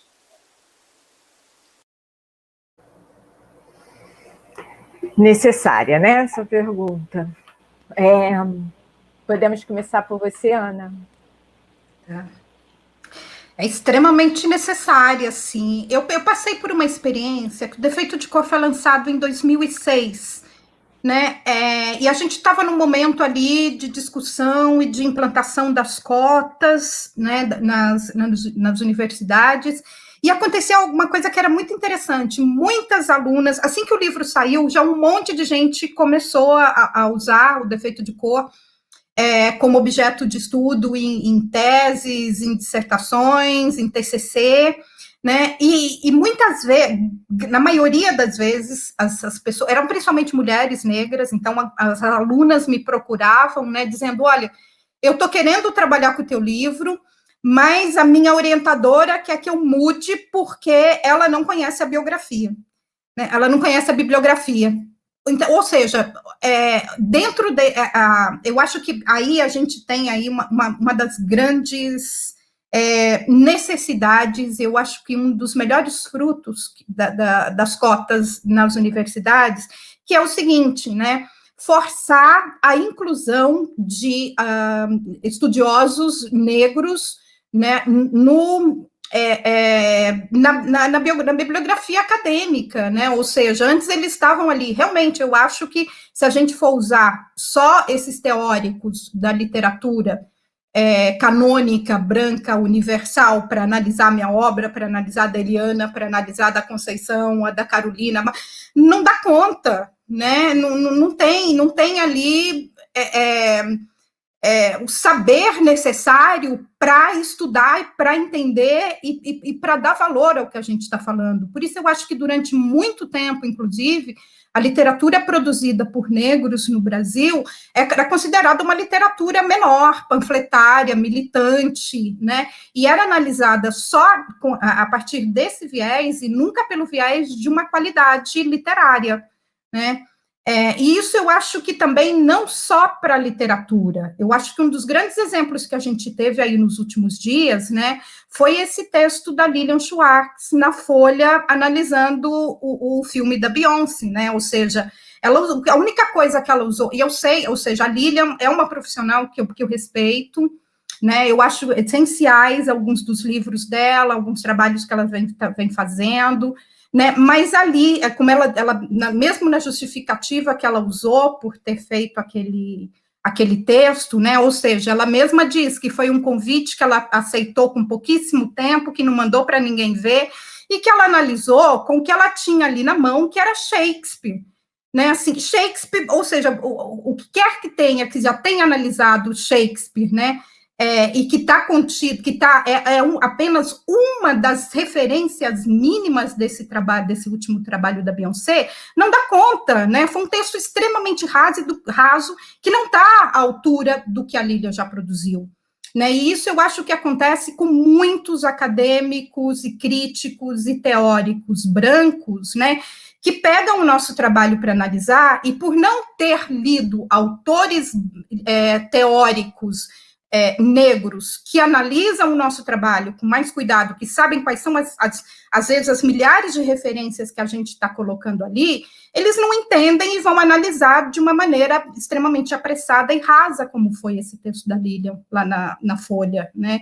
Então, é isso, eu acho que é extremamente... E depois, ao longo dos anos, aí voltando ao que eu falei lá no início, né, sobre as meninas estarem sendo pressionadas pelas orientadoras e os orientadores brancos a trocarem de livro, porque eles, professores brancos, não conheciam a bibliografia necessária para fazer aquele trabalho, está acontecendo o contrário. Então, os cotistas que entraram na universidade estão impondo um novo corpus acadêmico, teórico, para analisar essas obras da gente que está chegando na universidade junto com eles, né? Ou seja, não tem a menor dúvida que quem levou meu livro para as universidades foram principalmente meninas, principalmente as mulheres negras, né?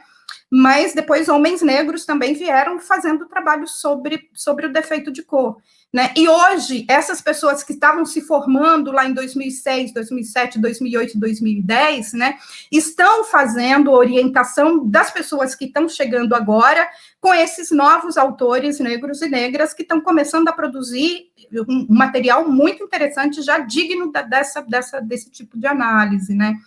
Então, eu acho que brancos que sempre estiveram extremamente confortáveis nos seus lugares, falando só com os seus pares sobre uma bibliografia que só eles entendem, porque só serve para analisar o trabalho deles, né, devem se incomodar, né, porque eles estão vendo, a gente está tendo espaço e voz para apontar essa grande deficiência na formação deles. Eu tenho vivido essa experiência na minha sala de aula, né? Muitas vezes meus alunos chegam com um autor que eu não conheço, ou uma obra que eu não conheço, levam para a aula, e aí encantam os outros alunos, e essa obra, de repente, já faz parte do programa da minha disciplina no semestre seguinte, né? Então, assim, eu estou sempre reformulando, e muitas vezes por conta de uma exigência deles. Eu tenho alunos que me cobram, professora, mas está faltando um autor de tal lugar aí, está faltando uma autora assim. E aí eu vou reorganizando a disciplina sempre, constantemente, por uma solicitação desses alunos que têm chegado nos últimos anos na universidade pública. Então, vamos lá, Eliana. No Crime do Caso Valongo, a personagem Moana Lomoé, né, que é a protagonista, ela fala uma coisa que é assim, né, que ela esconde que ela sabe ler e escrever, porque os brancos não suportam ver que um negro, que uma negra sabe alguma coisa que eles não sabem e que vai além da força dos braços. Então, quando a gente tem uma expertise ou tem um conhecimento que eles não acessam, isso é muito perturbador. É muito perturbador porque isso, além de tirar do lugar de conforto, obriga essas pessoas a olharem a população negra da forma heterogênea que ela é, ou seja, dar humanidade a essas pessoas, porque não somos iguais, não temos as mesmas linhas de pensamento, não temos as mesmas origens. Então, vamos imaginar numa perspectiva de literatura comparada, né? Que você pega duas obras e analisa por oposição, né? Por oposição. O que podemos ver numa obra e noutra e que, de alguma forma, né?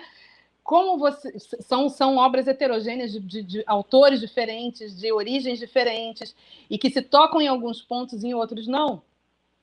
Isso dá amplitude de mundo, né? Eu acho que essa é a função, deveria ser a função principal aí de uma academia que pretende pensar o mundo e as criações e a arte.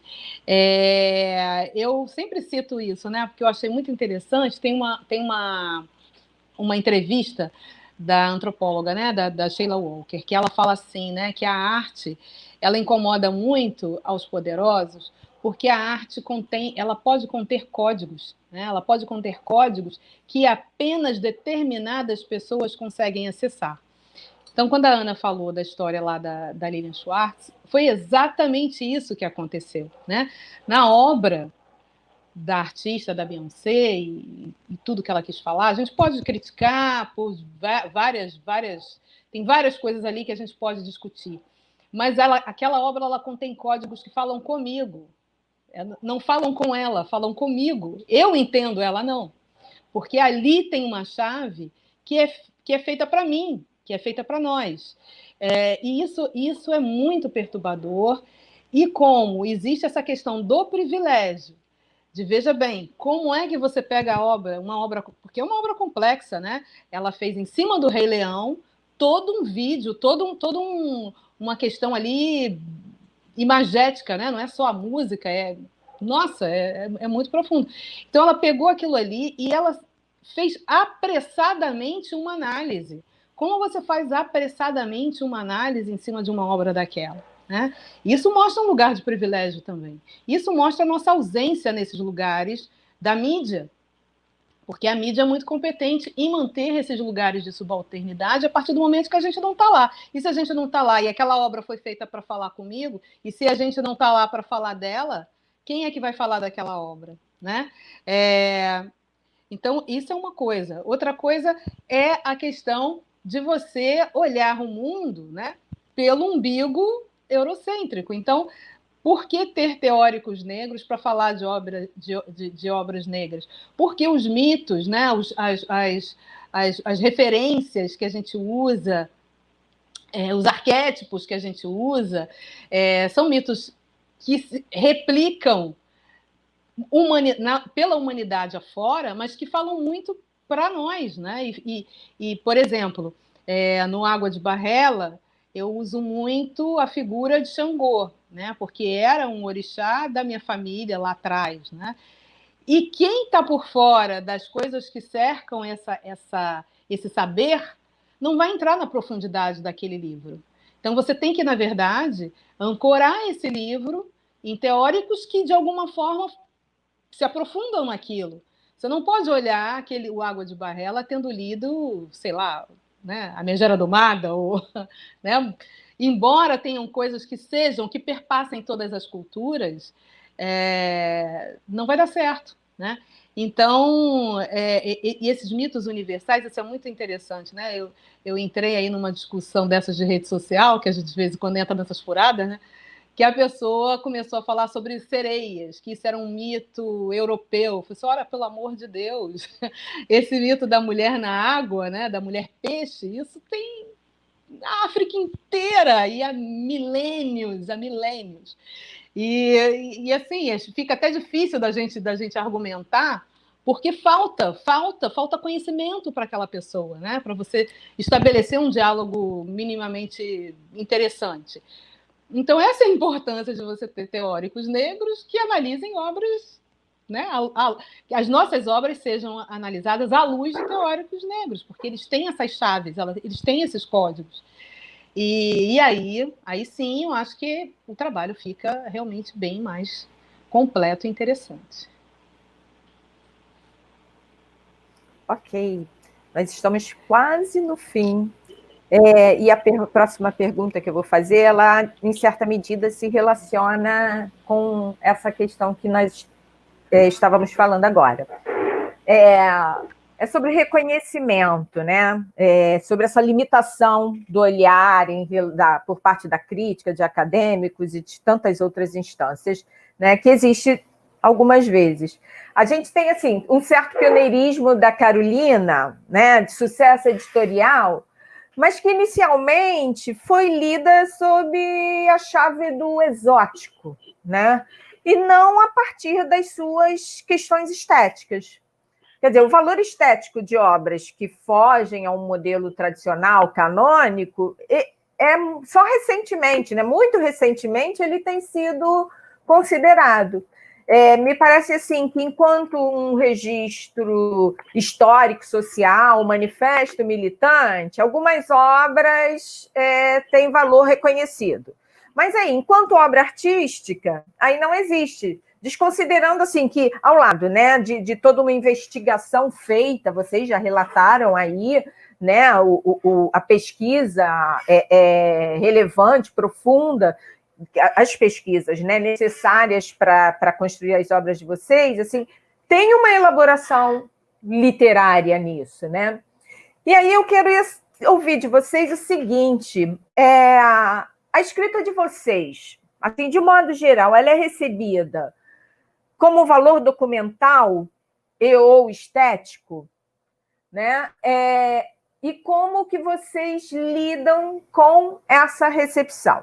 De que modo, normalmente, a crítica, como que ela entende, como que ela compreende, sobre qual chave, né, ela lê as obras de vocês. E como vocês também se colocam, se sentem aí nesse lugar.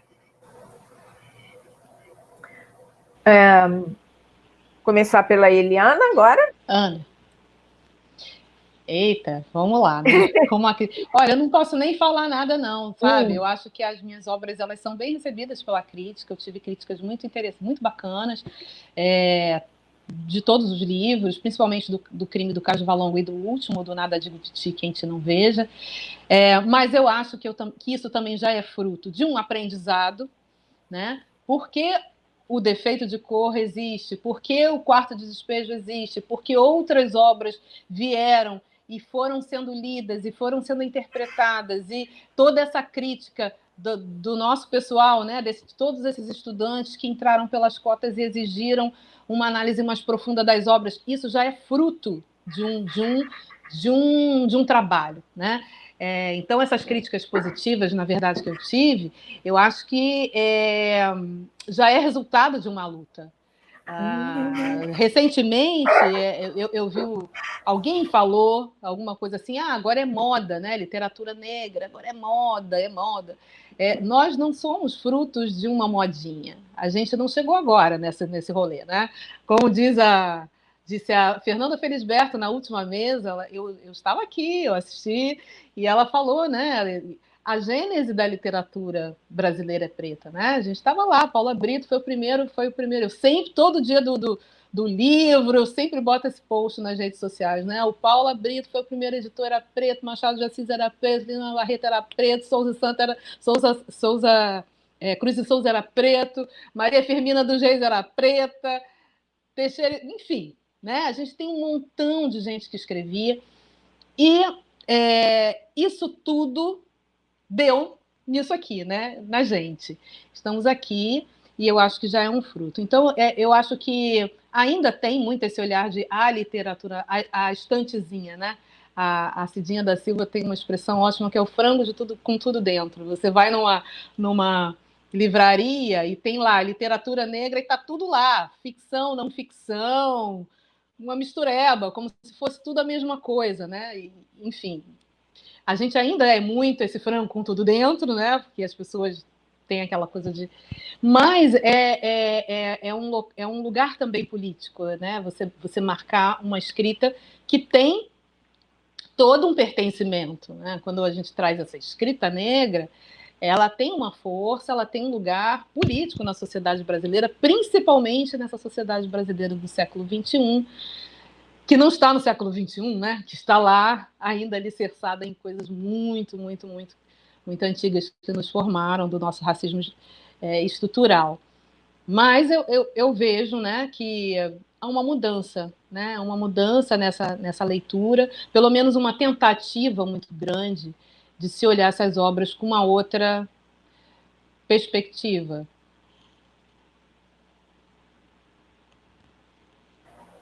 Ok. Ana? Eu acho que, como Eliana, também eu sou um ponto fora da curva, assim, no que se diz respeito a autores e autoras negras publicando no Brasil, né? Porque meu primeiro livro já saiu por uma grande editora, assim, o livro não passou... ou seja, logo de início ele já foi notado por muita gente, já foi levado para a universidade, já teve boas resenhas nos meios de comunicação, né? Assim, agora, realmente, isso, com certeza, é fruto de trabalho de vários outros que já vieram antes de mim, né? Tanto escritores e escritoras, como essa grande gama de editoras negras brasileiras que vem fazendo um trabalho aí já há décadas, né? Promovendo a literatura negra, na formação de público leitor. Eu acho que esse é um dos trabalhos mais importantes e interessantes feitos pelas editoras negras brasileiras, né? Ou seja, então, quando a gente chega nesse estágio, né, com esse público leitor, que muitos escritores e escritoras negros, às vezes, publicavam seus próprios livros também, iam lá puxando uma linha com livro pesado, vender em feira, vender em evento literário, vender em bar, né? Ou seja, esse foi um trabalho que possibilitou com que o meu trabalho tivesse essa maior visibilidade, né? E eu acho que uma geração, o que ela faz é ser ponte, né, entre a geração anterior e a próxima. E, assim, o meu papel aqui é esse, né, é ajudar a promover e fazer com que sem essa romantização, né? Porque todo mundo gosta muito também de que a gente fale, eu tive tanta dificuldade, foi muito difícil, foi essa romantização da dificuldade, que, pelo amor de Deus, né? Eu sou muito grata de não ter que passar pelo que os que vieram antes de mim já passaram, né? E vou fazer de tudo para que os vierem depois não tenham que passar pelo pouco que eu estou passando hoje, né? Então, eu acho que é esse... Eu já peguei bem mais fácil esse caminho aí que foi trilhado por muitos, né? E eu acho que é dar continuidade a isso, né? O que eu puder fazer para que os escritores negros e negras, né, e mesmo indígenas, né, a gente está pensando aí em literaturas de grupos, né, LGBTQ, né, ou seja, estamos juntos, né? E o que eu puder fazer para facilitar, para que eles encontrem cada vez caminhos mais abertos, um público leitor mais formado, é o que a gente tem que fazer, porque fizeram isso por mim antes, né? Então, não dá para fugir. Essa corrente, né, dos nossos passos vem de longe, está todo mundo junto, né? E a gente formou já, a gente já tem aí um grupo de leitores, já tem mercado, já tem tudo, e realmente não é modinha, vem de muito tempo esse trabalho que está sendo feito, né? Gente, eu só não queria terminar essa live puxando a sardinha para a minha mineiridade, né, dizendo da mineiridade, tanto da Carolina como da Lélia também, né? E da...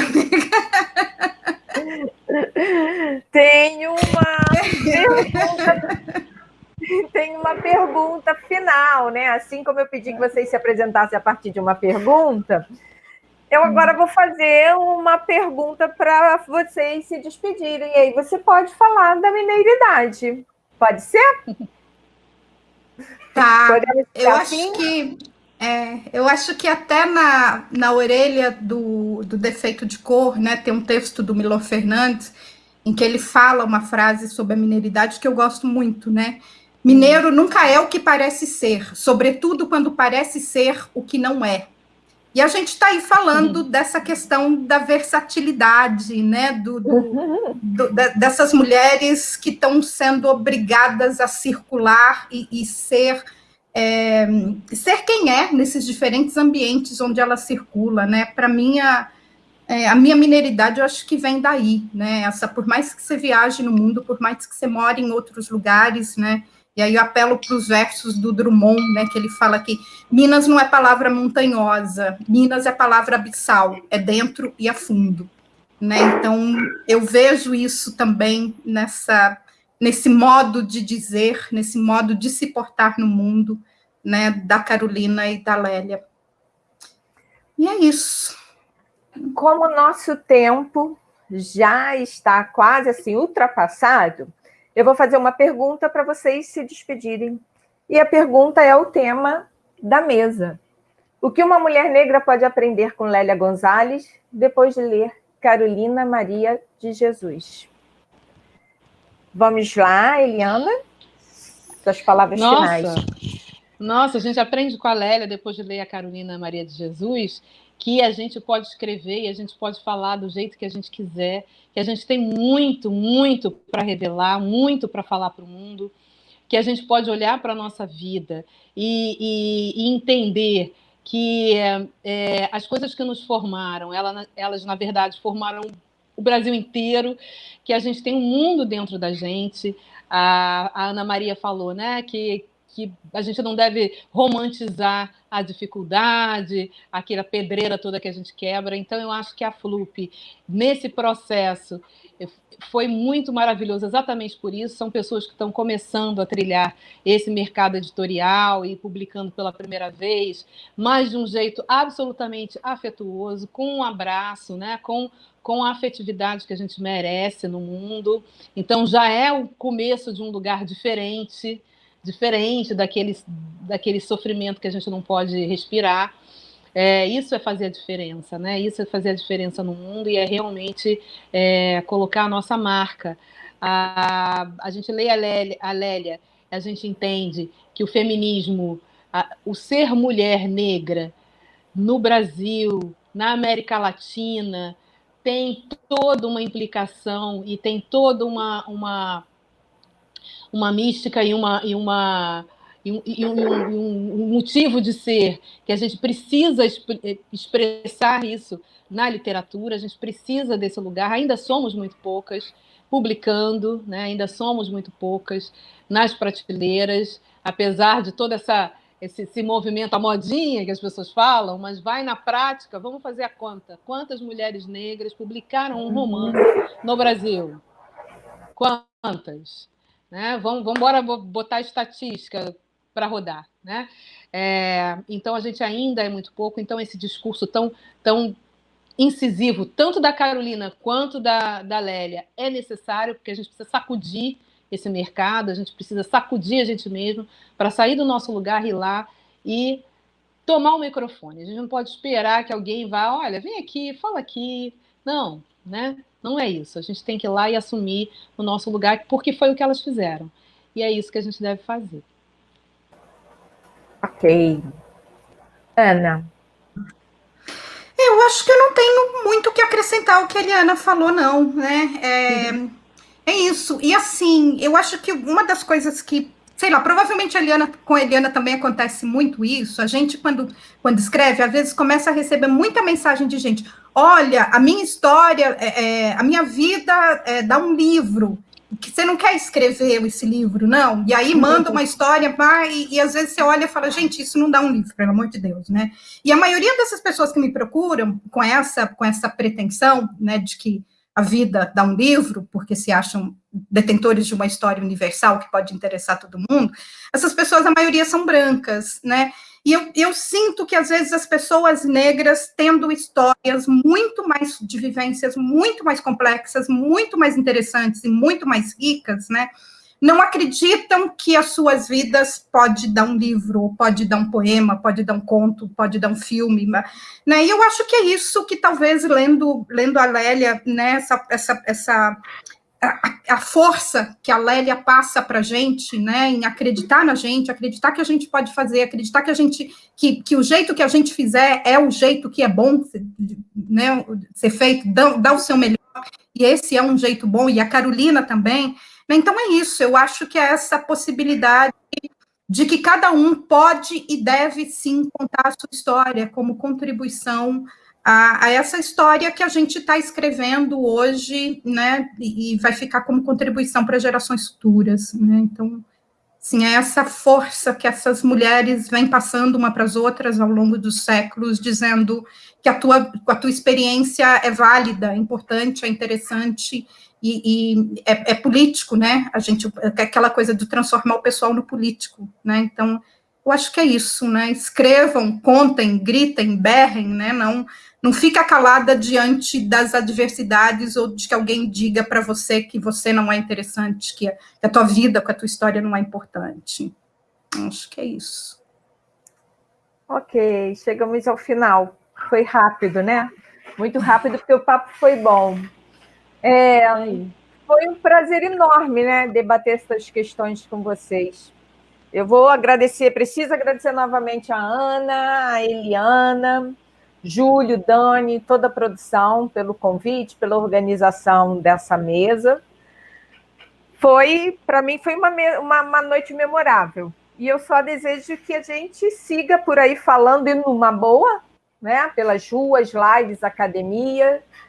E, como a Lélia gostava tanto de dizer, vamos à luta negadinha, né?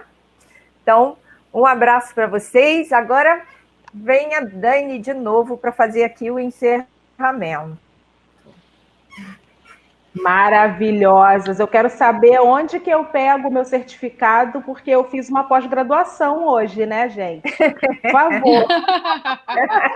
Imagina. Que maravilha, que maravilha. A gente fica aqui bebendo nessa fonte. Eu sempre falo que o tempo nunca é nosso amigo, né, nesse momento, porque a gente quer ficar até meia-noite, virar a noite, ouvindo, aprendendo, trocando. Isso é muito bom. Meninas, que honra. Eu fico muito feliz, agradecida.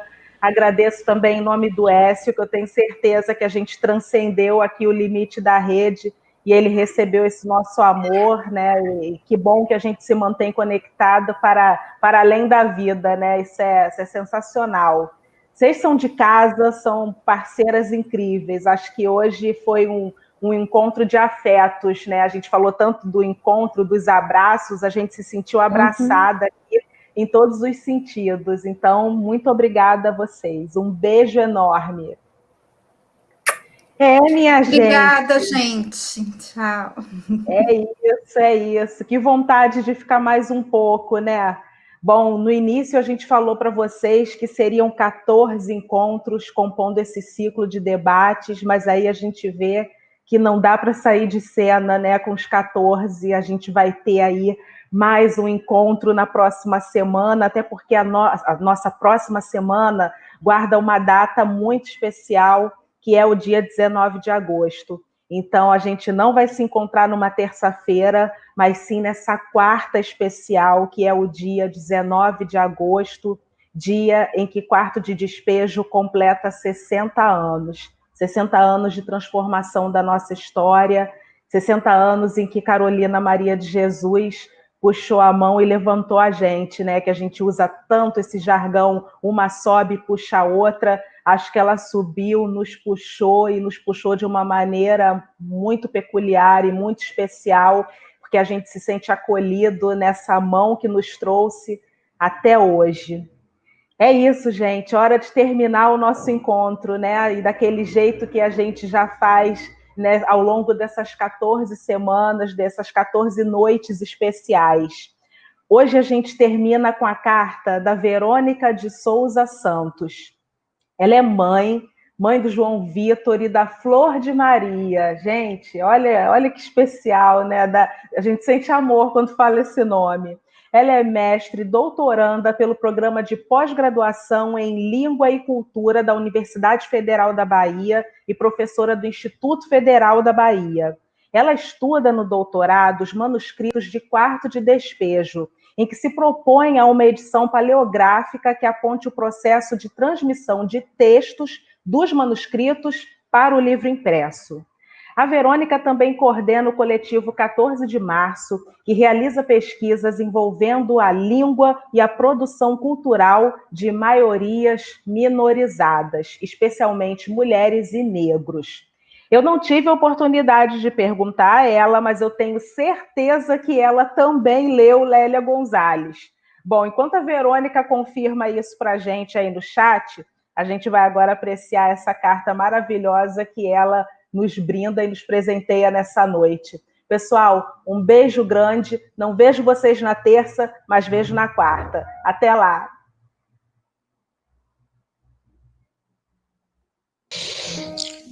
Minha querida Carolina, confesso que até o último momento eu não sabia o que poderia te dizer nesta carta. Acho que estava muito nervosa com relação a tudo que eu poderia escrever. E continuo temerosa, não vou mentir. Nossa história começou lá no ano de 2012, quando meu querido professor Clebson Oliveira, que deve estar ao seu lado agora, me colocou no contato com as fotos do caderno de uma das entidades que guarda o seu acervo. Eu não tinha ideia, naquele momento, da dimensão da sua produção, mas tinha certeza do que eu queria desenvolver no doutorado. E mais do que isso, se tornou um objetivo de vida.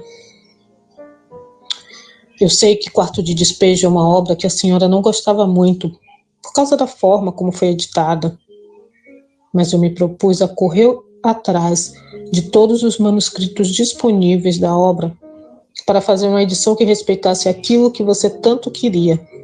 E, nossa, como é difícil. Como é difícil lidar com a memória e o respeito dos arquivos neste país. Tanto é que cadernos diversos referentes aos anos de Quarto de Despejo, infelizmente desapareceram.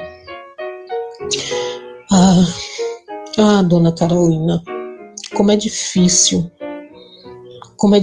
seguir. Mas diante de reviver um pouco da sua história, eu não posso me dar ao luxo de parar. Logo a senhora, que com tão pouco fez tanto. Uma vasta produção, ainda desconhecida de muitos por vários quesitos, mas dois em especial sobressaltam aos meus olhos: a estrutura social e o preconceito racial. E a senhora soube ser tão incisiva nesse debate, dentro de todas as contradições a que estava submetida, soube ser incisiva e ao mesmo tempo tão serena. Sua história, por vezes, dialoga com a minha história, e vejo trechos da sua obra que se encaixam perfeitamente na minha caminhada. Não só minha, mas na de muitos e muitas brasileiros e brasileiras. E acho que era esse o seu objetivo: falar para nós por meio de seus escritos, apontar caminhos que edificassem a vida do povo brasileiro, do seu povo. Foram caminhos difíceis para mim, como é para uma mulher negra nesse país. Trabalhar, cuidar da família, dos filhos, viajar 720 quilômetros a fim de concluir uma formação, a fim de ter a possibilidade de fazer meu pai e minha mãe sorrir como a filha doutora. Estudar, não poder descansar um só minuto. Esperar vencer essa dura batalha. Em meio a tudo isso, renúncias, dores, cansaço, descrença, olhares de reprovação e de dúvida de que era possível chegar ao destino final. E semestre após semestre, deixando meu filho com o pai, levando minha filha junto comigo, para lá e para cá. Estamos chegando ao fim desta etapa. Por tudo que a senhora fez, sinto como obrigação contribuir para que a sua obra chegue ao máximo de pessoas possível, forjando um espaço que é seu por direito e afastando definitivamente a régua segregadora de um sistema que ainda investe no apagamento de intelectuais que se distem daquilo que ele entende como adequado. O mundo precisa saber quão importante e necessária a senhora é, para além do que escreveu, como a sua trajetória ancestralmente abriu possibilidades para muitos de nós. Enquanto vida e saúde eu tiver, minha cara Carolina, sua obra e sua trajetória serão lembradas com todo o respeito e seriedade de que são merecedoras. Antes de mais nada, acredito no quanto ela é vital para muitos dos nossos como agente de resistência e de reexistência. Espero que continuemos nos conectando. Absorvo todos os sinais. Aprendi a percebê-los, ouvi-los, entendê-los.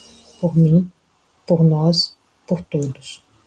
Dona Carolina, desde a inspiração da primeira carta escrita, após a sua morte, por minha amiga e irmã Eudália Fernandes, todos os dias ao pegar o seu texto, eu sinto que escrevo dialogando contigo. Eu escrevo cartas para a senhora, como deságue da luta travada para que mensagens nos mais diversos gêneros que produziu sejam garantidas. Obrigada por cada ensinamento em forma de palavra. Obrigada por fortalecer a minha ancestralidade. Obrigada por mim, pelos meus mais velhos, pelos meus mais novos. Meu máximo respeito. E onde quer que você esteja em paz, Dona Carolina.